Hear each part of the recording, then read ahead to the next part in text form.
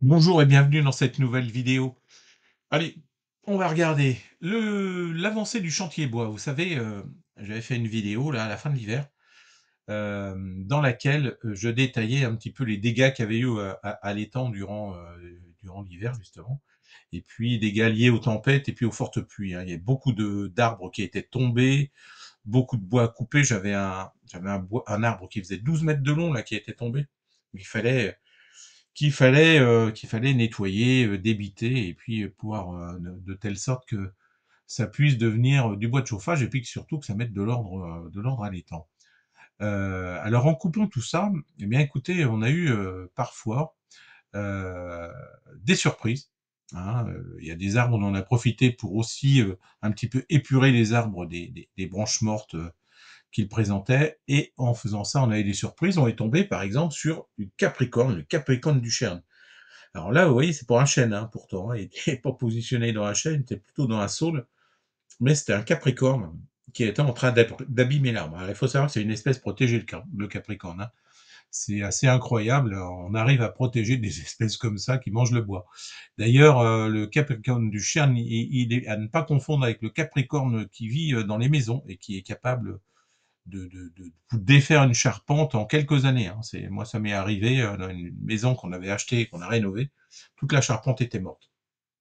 Pour en revenir à notre chantier, bah, vous voyez, les choses ont évolué, hein, quand même en s'y mettant à 2 là, pendant, allez, on va dire, ça nous a pris à peu près, 3-4 heures.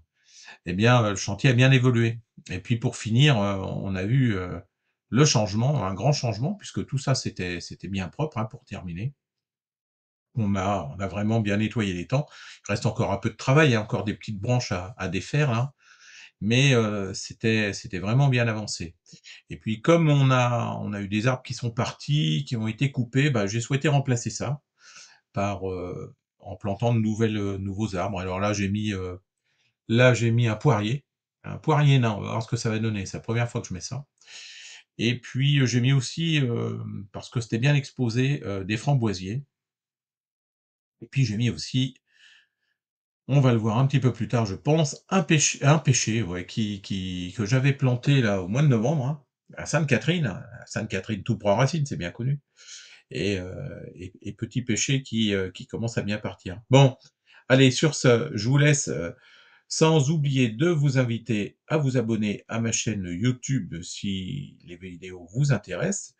Je vous invite aussi à visiter mon site internet www.mon-étang.fr, et puis aussi, à visiter ma page, Facebook Un étang, une passion, et encore, à vous inscrire à mon groupe Facebook, Un étang, une passion aussi. Vous pourrez y rencontrer, des personnes qui, comme vous, sont intéressées par les étangs et le milieu halieutique, et puis aussi, ça permet d'échanger entre nous sur, les différentes petites problématiques qu'on est susceptible de rencontrer dans nos étangs et de nous donner des idées et des conseils. Allez, sur ce, à bientôt!